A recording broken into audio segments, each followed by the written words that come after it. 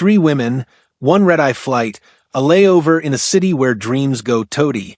They checked into their hotel rooms at 11:47 p.m. on September the 15th, 1996. By morning, their beds were still made, their suitcases unopened, and their uniforms hanging pristine in the closets. Security footage shows them entering the elevator together, laughing alive. But the cameras on the 3rd floor, they had mysteriously malfunctioned that night.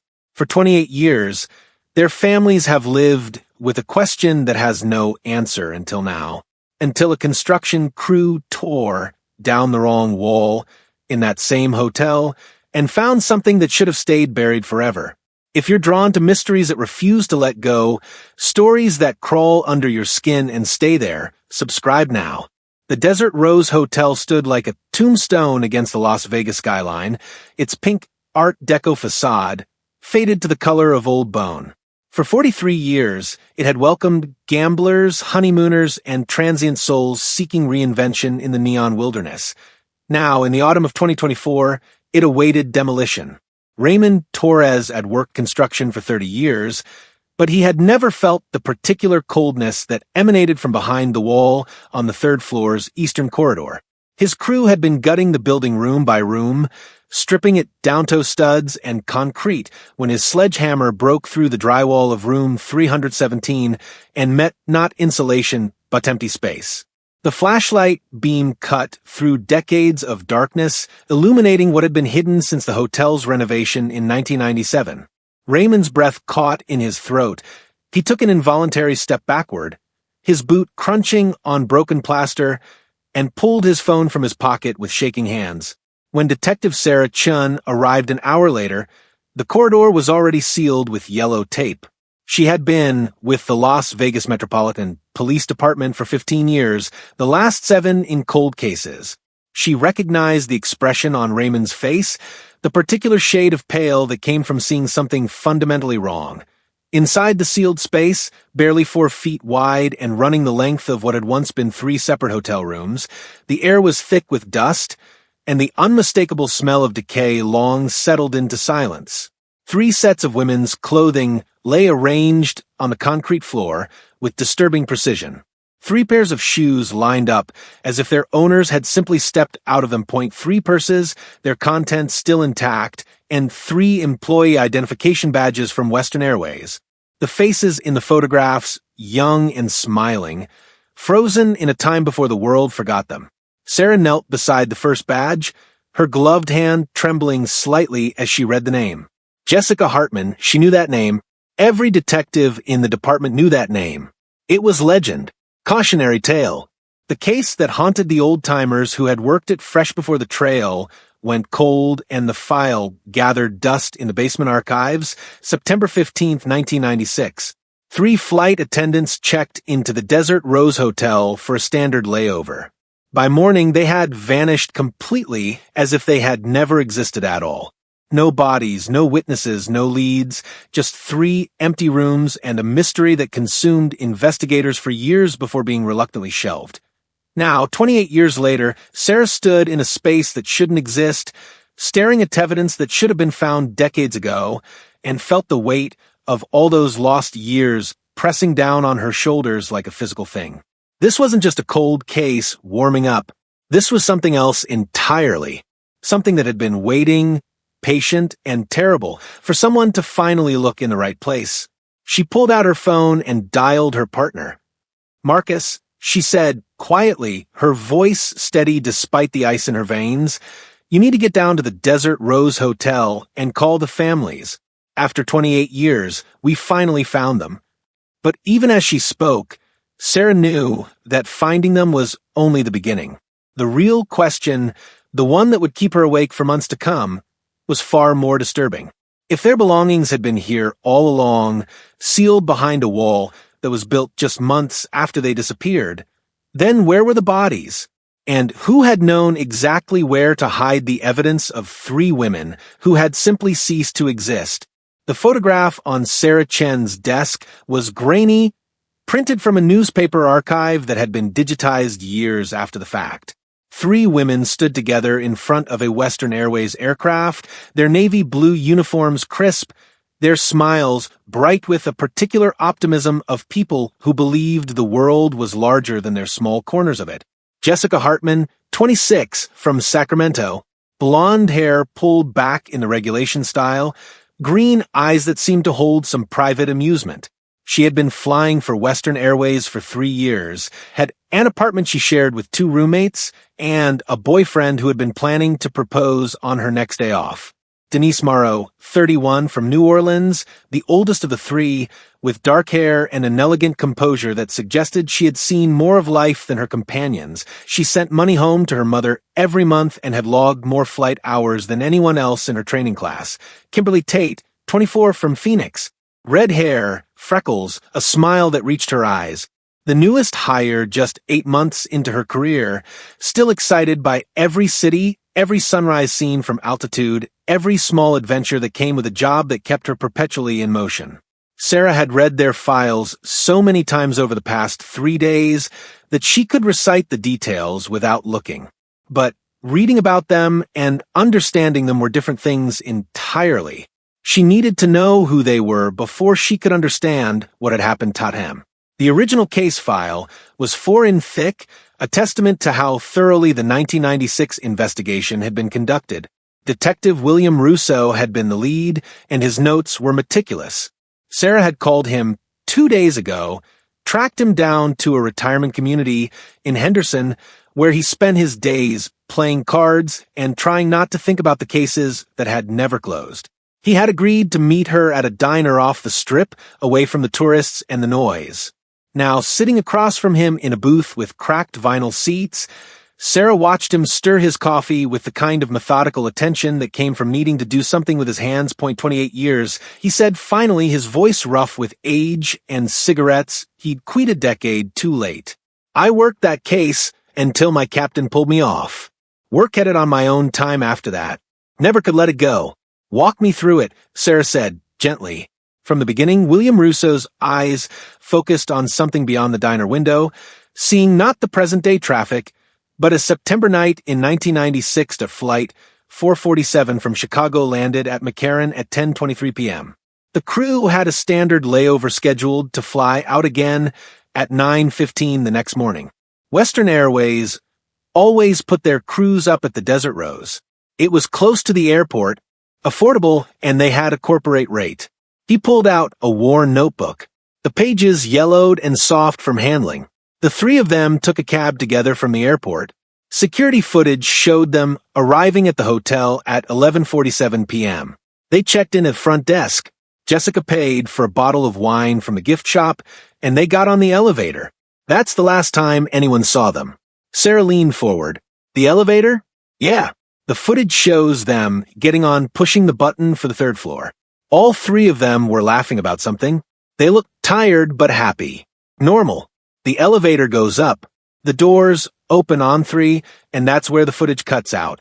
The camera's on the 3rd floor. Malfunctioned, William said, his voice heavy with frustration that hadn't dimmed over nearly 3 decades.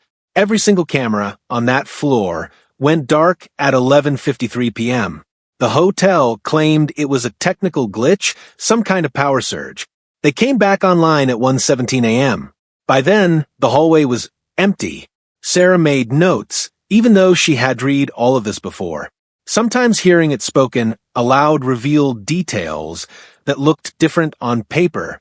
Their rooms 317, 319, and 321.3 rooms in a row on the East Corridor. When the maid service tried to clean them the next morning, they found the rooms untouched, beds still made, luggage by the door, still zipped, bathroom amenities unused. It was like they had never entered the rooms at all, but their key cards had been used. William nodded. All 3 room locks registered entry at 11:55 p.m. Someone opened those doors. The hotel system logged it. Someone, Sarah repeated. Not necessarily them. That's what kept me up nights. William took a long drink of his coffee. Their family started calling when they didn't show up for their flight. Western Airways contacted us around noon when they realized 3 crew members had simply vanished. We had uniforms at the Desert Rose within an hour. He paused, his jaw tightening.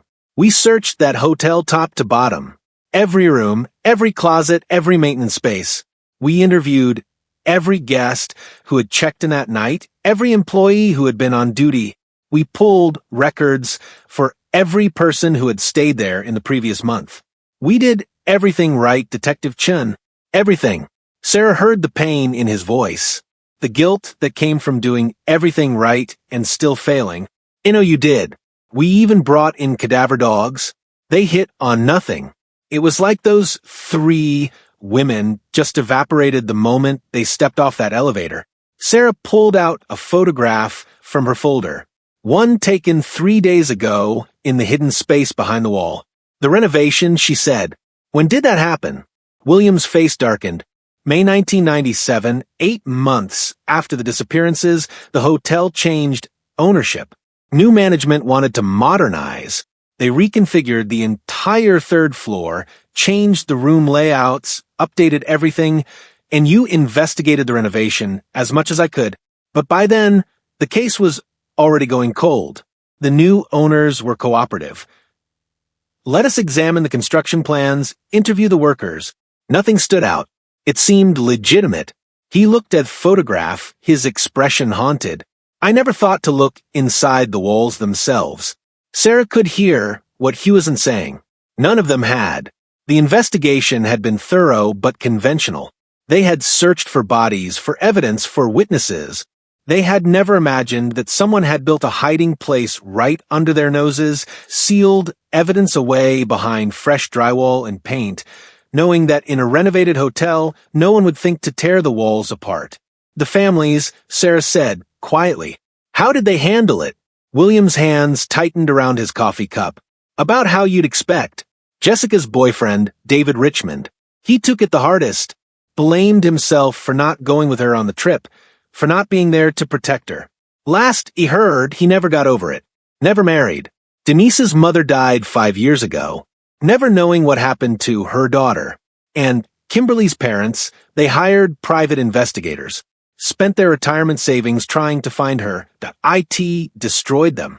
Sarah filed all of this away, building a picture not just off the victims, but of the devastation they had left behind. 3 women, 3 families, 3 circles of grief that had radiated outward for 28 years. Tell me about the hotel itself, she said. Was there anything unusual about it? Any history? William hesitated. And in that hesitation, Sarah sensed something hadn't put in the reports. The Desert Rose had a reputation, he said finally. Nothing official, just rumors, stories about guests disappearing, though never anything confirmed. It had been around since the 80s, and Vegas being people come here to vanish all the time, run from debts, from marriages, from lives they don't want anymore. But there was something about that place. He met her eyes. Staff turnover was unusually high. People would work there for a few months and quit. When we interviewed them during the investigation, some of them mentioned feeling uncomfortable, bad dreams, a sense of being watched.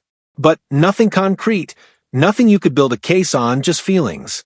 Sarah closed her notebook. She had what she needed for now, though she knew she would call William again. He had lived with this case for nearly 3 decades. He knew things that weren't in the files, things that only came from obsession and sleepless nights spent chasing ghosts. As she stood to leave, William reached out and caught her arm. His grip was surprisingly strong for a man his age. Detective Chin, he said, his voice low and urgent, when you find out what happened to those women, when you find out who did this, promise me something. What? Promise me you won't let this case do to you what it did me.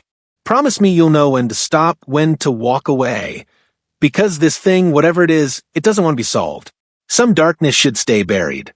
Sarah looked at him, at the haunted eyes and the trembling hands, at a man who had given years of his life to 3 women he had never met, and nodded.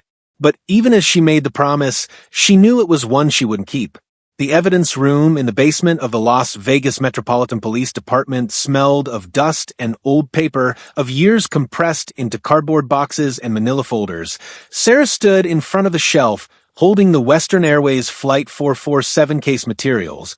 3 boxes that represented thousands of hours of investigation and 28 years of silence.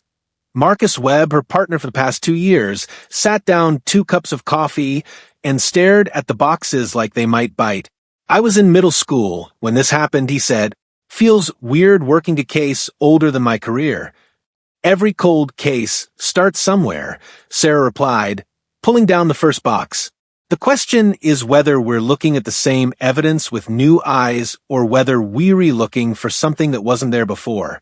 They spent the next 4 hours going through every document, every photograph, every witness statement. The work was tedious but necessary. Sarah had learned that cold cases weren't solved by sudden revelations or brilliant deductions. They were solved by patience, by grinding through details until something that hadn't made sense before suddenly clicked into place. The witness statements were particularly revealing, not for what they said, but for what they avoided saying.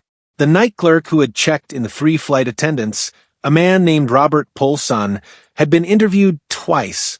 His statements were consistent, but oddly flat, describing the women as pleasant and unremarkable. Their transaction routine. But reading between the lines, Sarah noticed that he had quit his job at the Desert Rose 2 weeks after the disappearances. Marcus, she said, highlighting the detail, find out where Robert Polson is now. I want to talk to him. Her partner made a note, then held up a photograph from the evidence box. Look at this crime scene photo from room 317, Jessica Hartman's room. Sarah took the photograph, studying it carefully. The room looked untouched, almost staged in its perfection. The bed was made with hospital corners. The pillows fluffed and centered. The luggage sat precisely parallel to the wall. Even the television remote was aligned perfectly on the nightstand. Too perfect, Sarah murmured like someone cleaned it. That's what I thought. But the maid service swore they hadn't entered the room yet. These photos were taken before housekeeping got there. Sarah set the photo aside and pulled out the images from the other 2 rooms. They were identical, the same eerie perfection, the same sense that these rooms had been prepared, arranged, staged for discovery.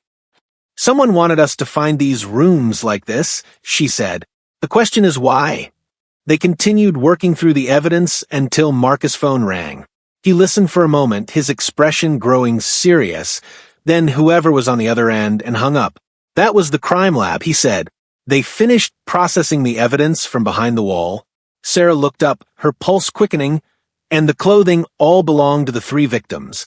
They confirmed it through the name tags and laundry marks. The purses contained their wallets, identification, credit cards, some cash, everything you'd expect. But there's something else.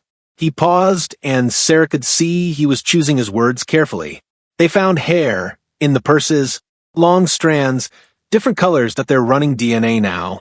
But the preliminary assessment is that the hair was deliberately placed there. Deliberately placed. Sarah repeated, You mean someone collected it and put it in the purses? That's what it looks like. And there's more.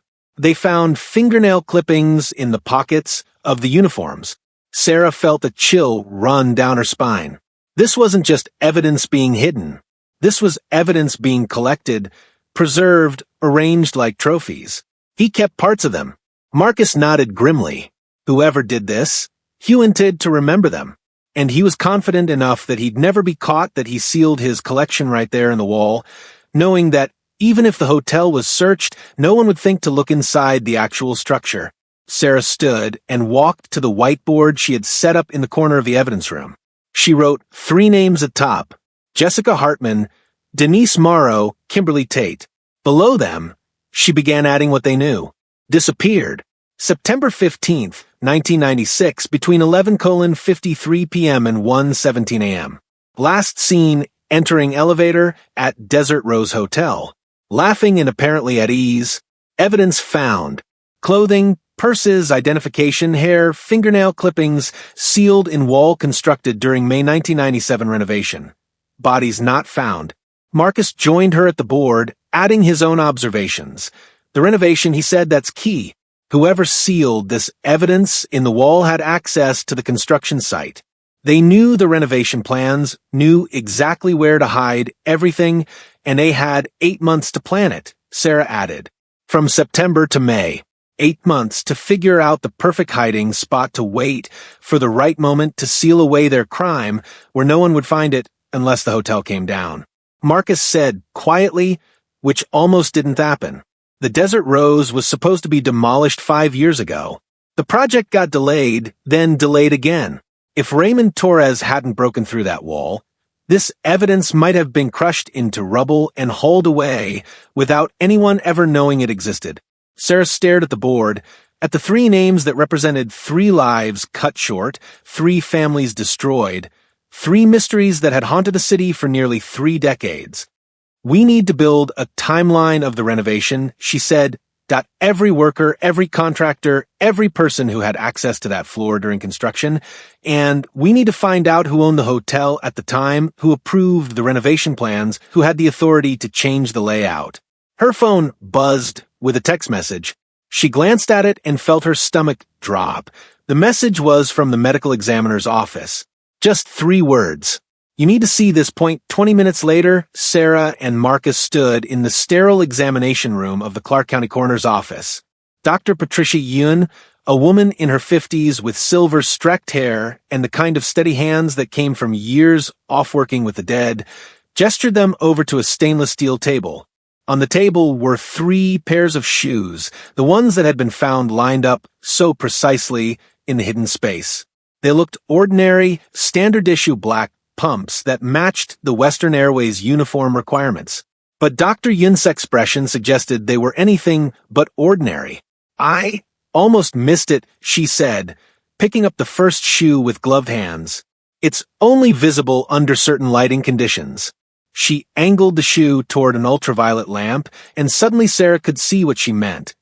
The inside of the shoe was covered in dark brown stains, invisible to the naked eye, but glowing faintly under the UV light. "Blood," Dr. Yun confirmed. "All 3 pairs of shoes have the same staining pattern. The blood is on the insoles, concentrated at the toe area and along the sides." Marcus leaned closer. "So, they were wearing the shoes when they were killed." "More than that," Dr. Yun said. "Look at the pattern. This isn't spatter or transfer. This is sustained. Contact, the kind you get from someone standing in their own blood for an extended period." Sarah felt her throat tighten. Extended period. How long? Long enough for the blood to seep through their stockings, through the leather, to stain the insoles. "We're talking minutes, maybe longer." Dr. Yun set the shoe down carefully. "These women were alive and standing after they started bleeding. Whatever happened to them, it wasn't quick." The room fell silent except for the hum of the ventilation system. Sarah forced herself to think, past the horror, to focus on what this evidence meant. "Can you extract DNA from the blood?" "We're trying, but it's degraded after 28 years.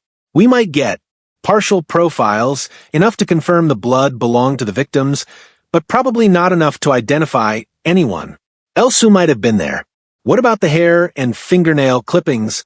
Dr. Yun moved to a different table where evidence bags were laid out in neat rows. "Those are in much better condition. The hair follicles are intact on several strands, which means they were pulled out rather than cut or fallen naturally. The fingernails were clipped cleanly, probably with standard nail clippers. We're running DNA on everything, comparing it to the genetic profiles we got from the victims' families. How long until we have results?" 3 to 5 days for the preliminary analysis. Longer if we need more. Detailed comparison. Sarah made notes, her mind already racing ahead to the next steps. They needed to find Robert Pohl's son, the night clerk. They needed the renovation records from the Desert Rose.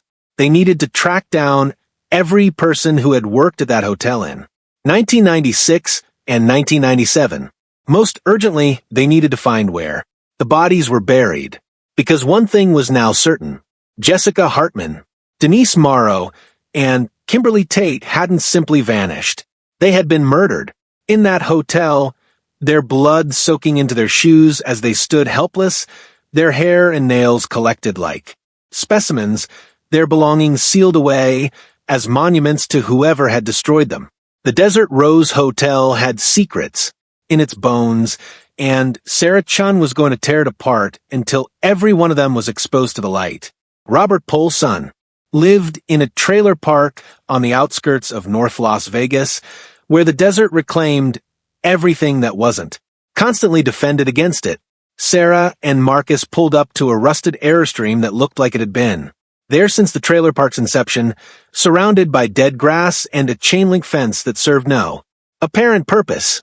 The man who answered their knock was in his early 60s, with the kind of weathered face that came from hard living and harder memories. His eyes went immediately to their badges, and something in his expression shifted, becoming both resigned and relieved, as if he had been waiting for this moment for 28 years. I wondered. When someone would come, he said, his voice, he didn't ask why they were there. He simply stepped aside and let them in. The interior of the trailer was surprisingly neat, everything in its place, but the air held the stale smell of cigarettes and isolation. Robert gestured to a worn couch and took a seat himself in a recliner that faced a television showing a muted news broadcast. "You worked the night shift at the Desert Rose Hotel," Sarah began, but Robert held up a hand to stop her. "September 15th, 1996, he said. "I checked in 3 flight attendants at 11:47 p.m. By morning, they were gone. I've lived with that night every day since." Marcus pulled out his notebook. "Then you know why we're here. The hotel is being demolished. We found evidence." Robert's hands began to shake. He clasped them together in his lap, but Sarah could still see the tremor. "What kind of evidence?" "Their belongings, sealed in a wall that was constructed during the 1997 renovation." Sarah kept her voice gentle but firm. "Mr. Polson, your original statement said you saw nothing unusual that night, that the women checked in normally went to their rooms and you never saw them again. That's true, but you quit 2 weeks later. Why?" Robert was silent for a long time, his eyes fixed on the muted television where images of the Las Vegas Strip flickered past. When he finally spoke, his voice was barely above a whisper, "Because I knew something was wrong with that place. I'd known it for months before those women disappeared. But I was broke, needed the money, and night shifts at the Desert Rose paid better than anywhere else. You know why? They paid better? Because no one wanted to work there after dark." Sarah leaned forward. "Tell us what you experienced." "The sounds," Robert said. "That's what got me first. The elevator would run at night, even when no one called it. I'd hear it going up and down, the cables groaning. I'd check the security monitors and see the car was empty, but it kept moving anyway. And the 3rd floor. That floor was always cold. Even in the middle of summer, even with the AC off, stepping onto that floor was like walking into a freezer." "Did you report this to management?" Robert laughed bitterly. "To Ray Carver, the man who owned the place. He knew. Everyone who worked there knew. But Carver didn't care as long as the hotel made money. And it did. Vegas was booming in the 90s. People came, they gambled, they left. No one stayed long. Enough to notice the wrongness." Marcus made a note. "Ray Carver, he was the owner in 1996. Since 1989, he bought the Desert Rose from the original owners. Said he was going to restore it to its former glory, but all he did was paint over the decay and charge tourist prices." "Where is he now?" Sarah asked. "Dead. Heart attack in 2003. His son inherited the property, tried to keep it running for a few more years, then sold it to some investment group." Robert rubbed his face with both hands. "That night, the night those women disappeared, I remember thinking they seemed nervous when they checked in. Not scared exactly, but on edge, like they could feel it too." "Feel what?" "That something was watching." Robert met Sarah's eyes, and she saw genuine fear. "They're old and deep. The hotel had a presence. I know how that sounds.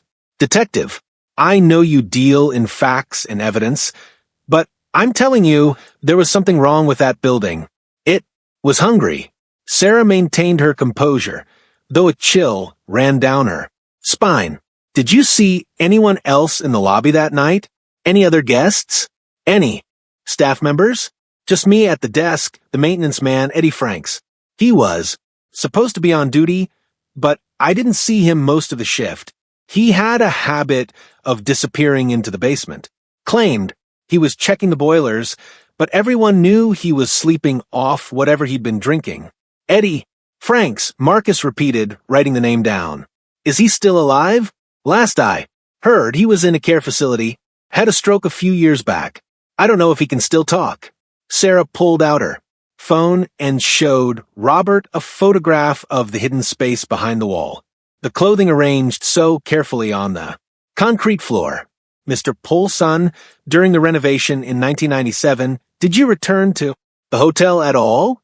Did you see the construction work? Robert stared at the photograph, his face going pale. I went by once, maybe 3 months into the renovation. I had some belongings in my old locker I needed to get. The 3rd floor was torn apart, walls opened up, wiring exposed. There were workers everywhere. He paused, his breath becoming shallow. I remember thinking it looked like someone had performed surgery on the building, like they were cutting out its organs. Did you see anything that seemed unusual? Anyone who shouldn't have been there? There's a man, Robert said slowly, as if pulling the memory from deep storage. I didn't recognize him from the regular crew.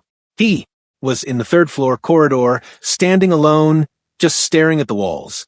He had dark hair, maybe in his 40s, wearing a maintenance uniform, but it didn't fit right, too clean.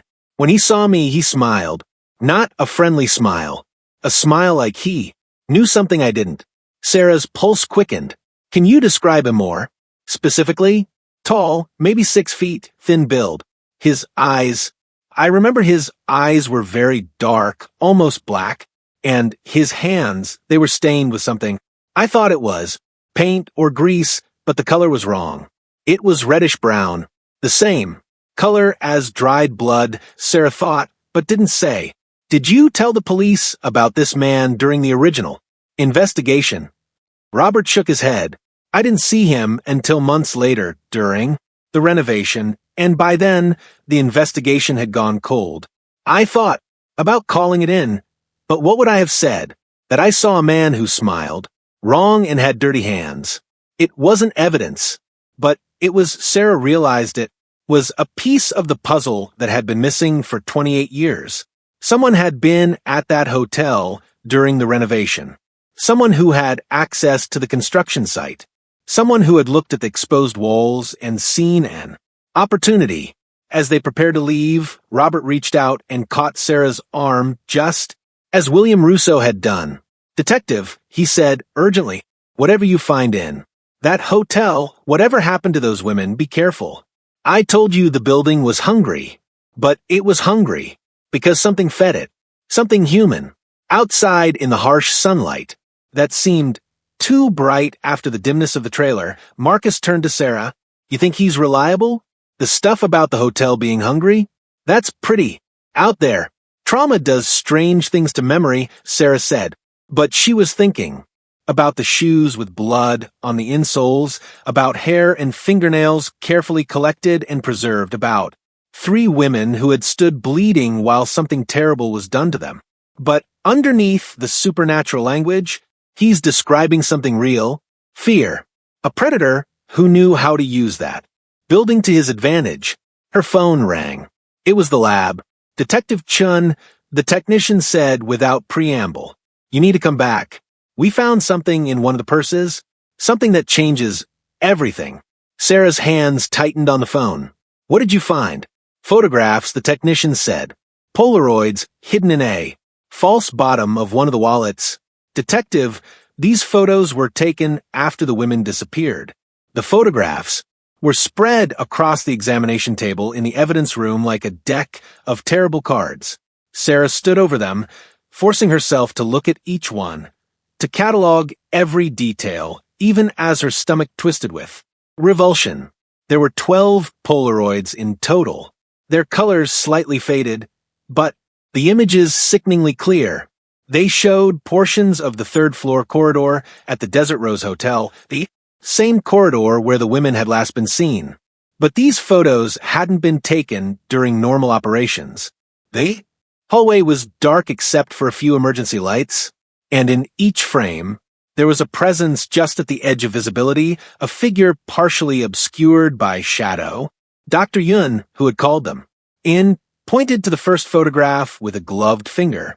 Look at the timestamp on the Polaroid's border. September 16th, 1996, 2:34 a.m. Hours after the women had vanished. Hours after the security cameras had mysteriously malfunctioned and then restored themselves. Marcus picked up another photo, this one showing a doorway, room 319, Denise Morrow's assigned room.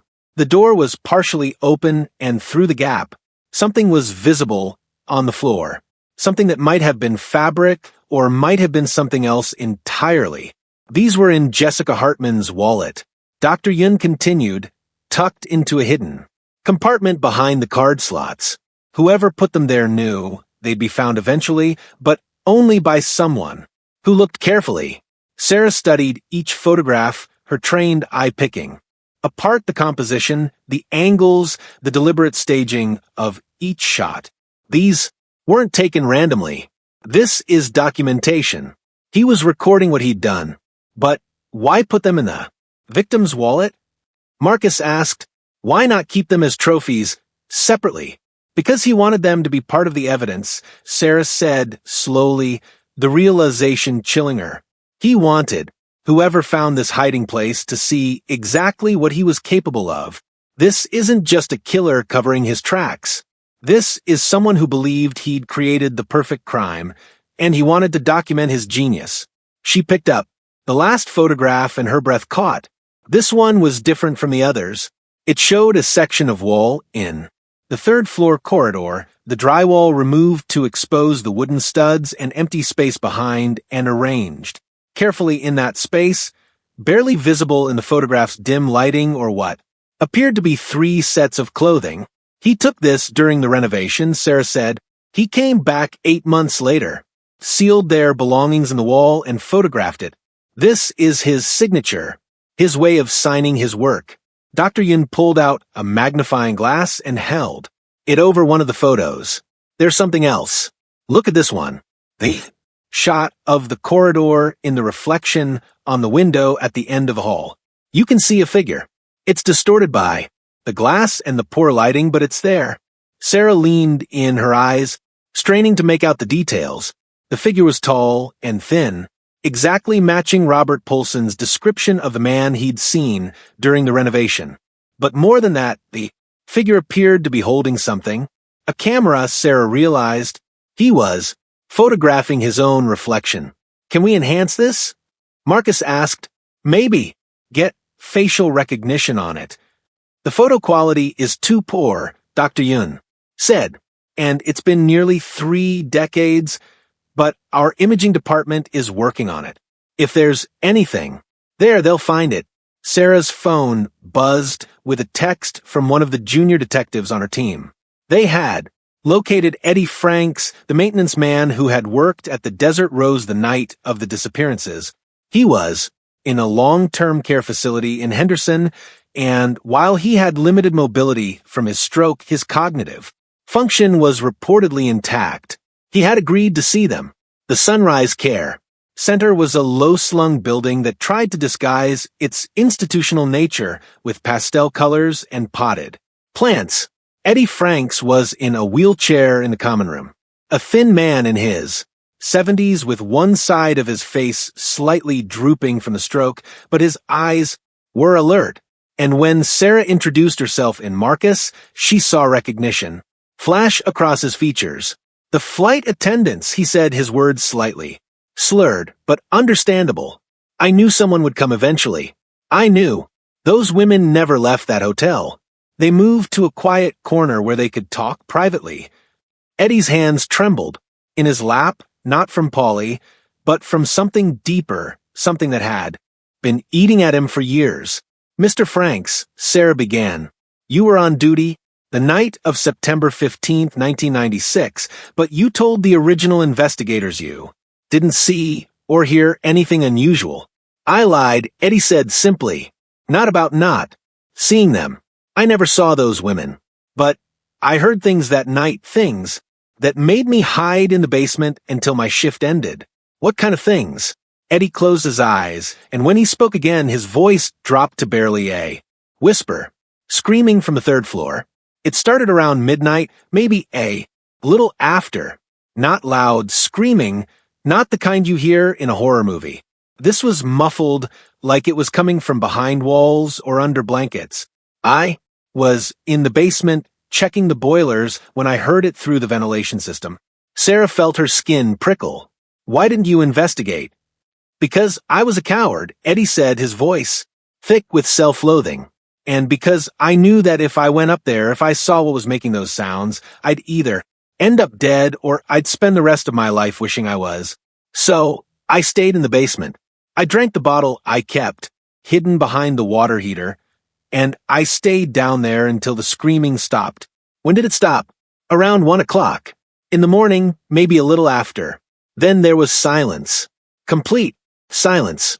Even the building's sound stopped. The creaking and settling you always hear in old hotels. It was like the whole place was holding its breath. Marcus leaned forward. Did you see anyone else in the hotel that night? Any guests? Any visitors? Eddie shook his head. The lobby was dead. We only had maybe 6 rooms occupied that night.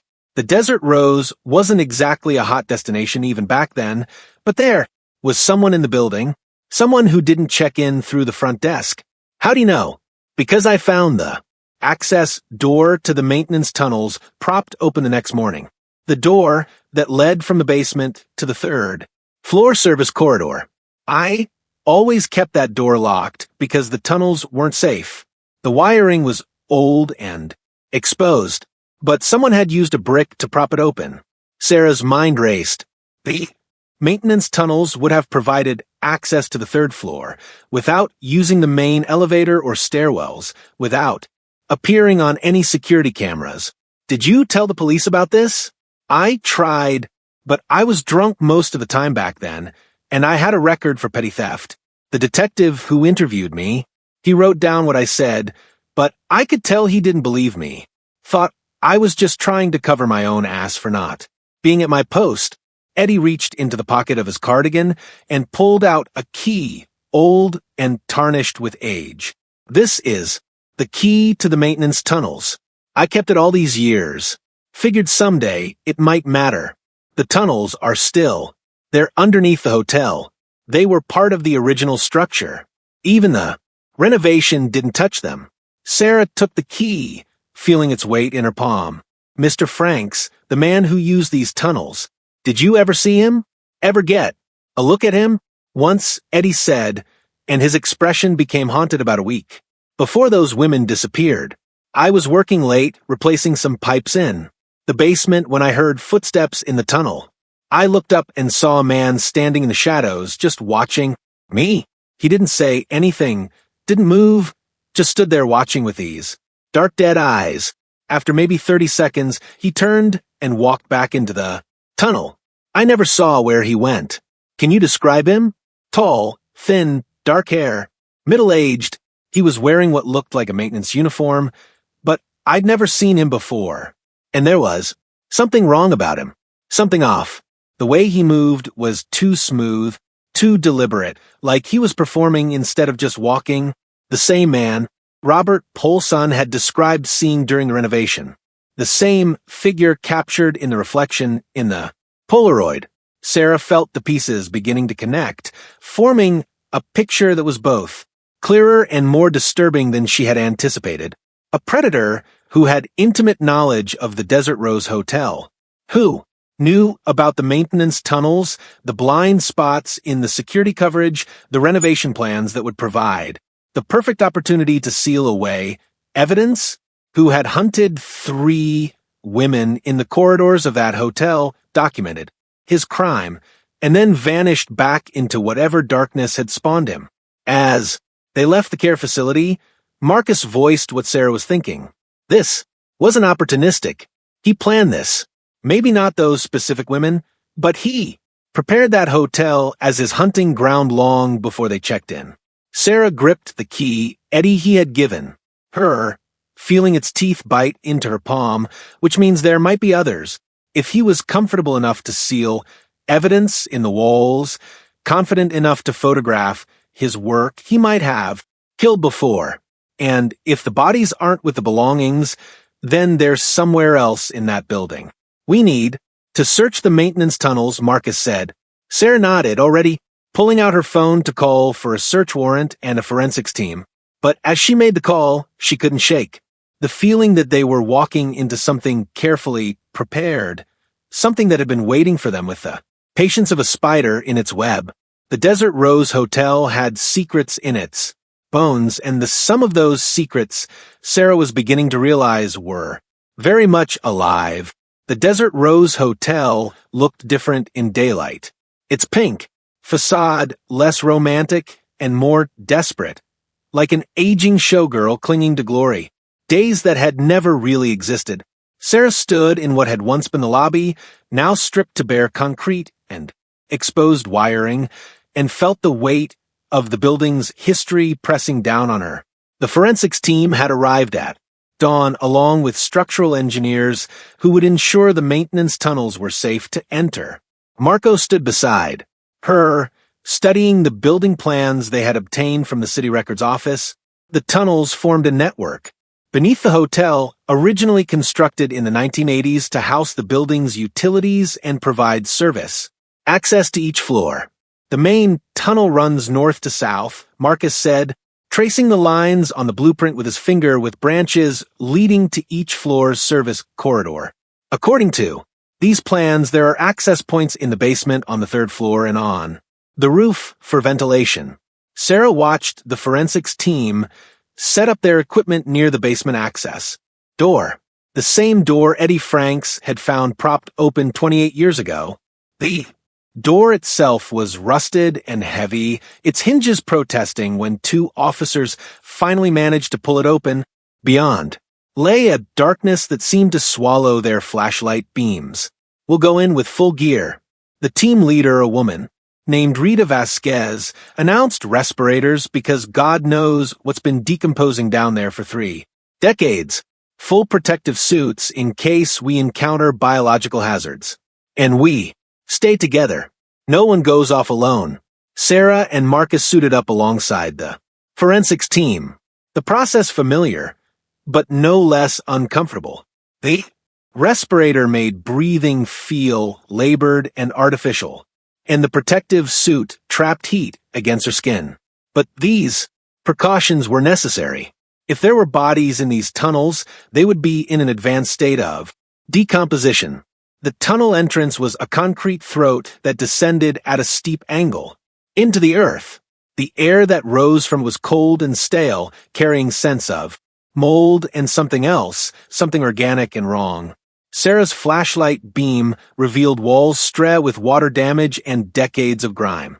The concrete floor was uneven, cracked in places where the earth had shifted beneath. They moved forward in single file, Rita in the lead with her equipment, followed by 2 other technicians, then Sarah and Marcus bringing up the rear. The tunnel was narrow enough that Sarah's shoulders occasionally brushed the walls, leaving smears of dirt on her white protective suit. After 50 feet, the tunnel branched. The main corridor continued straight, while a narrower passage led off to the right.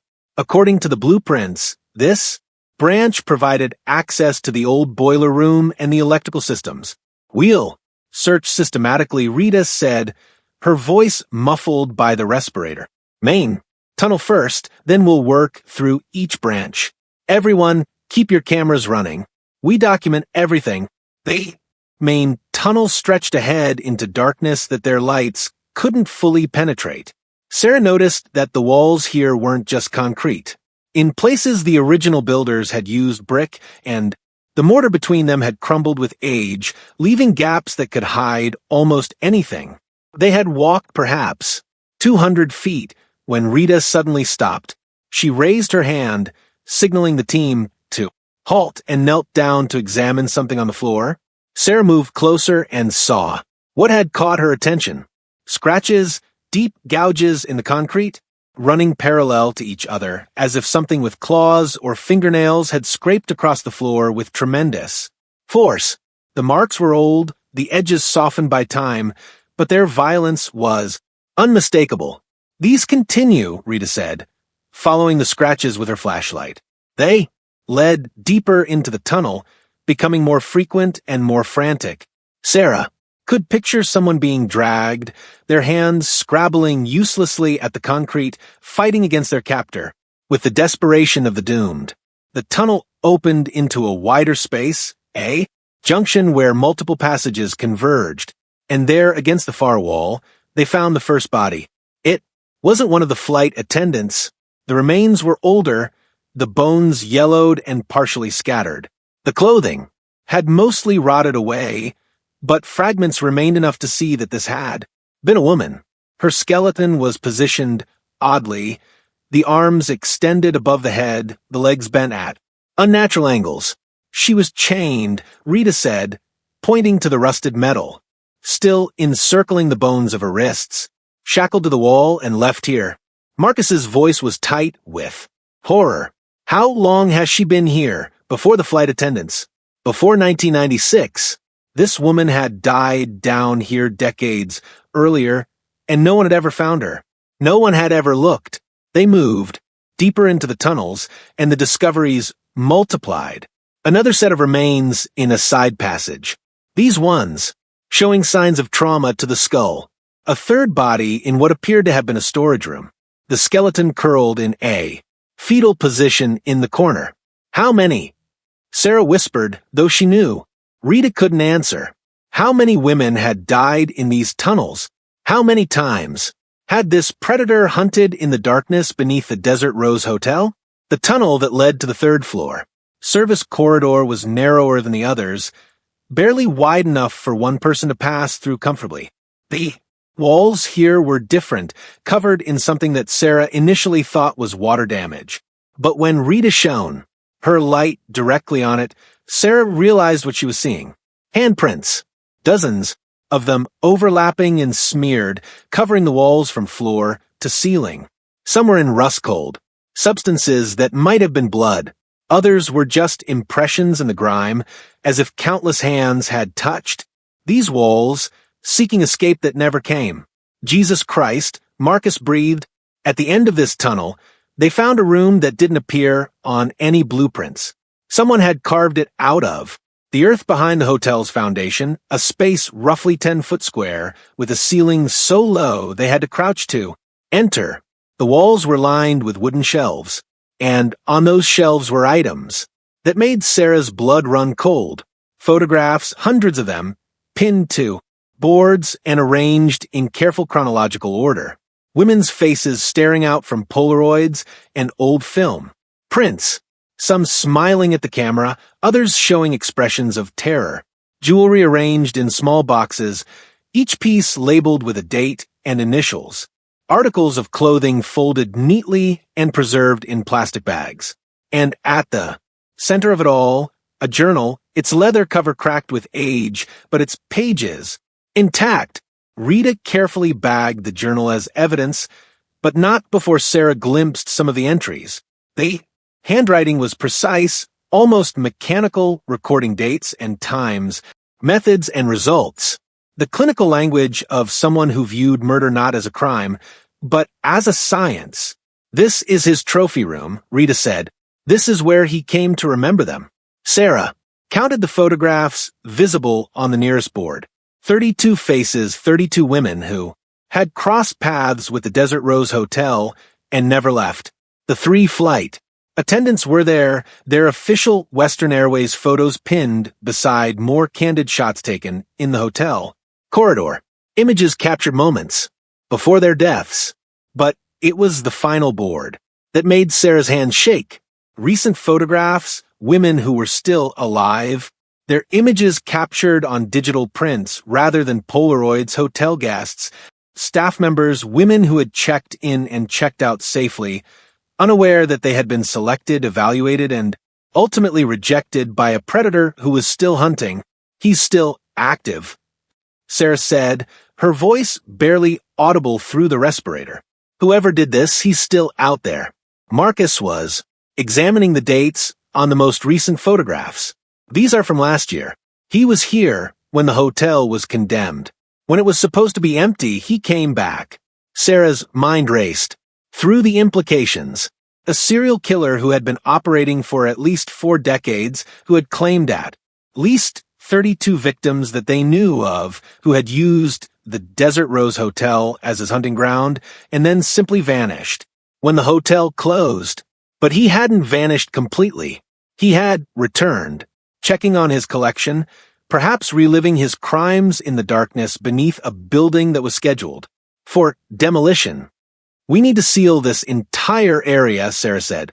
"Full excavation of every tunnel, every room, and we need to identify every victim whose remains we found. 32 women deserve to have their names back." As they made their way back through the tunnels, Sarah couldn't shake the feeling that they were being watched. The darkness beyond their flashlight beams seemed to press in on them, alive with malevolence.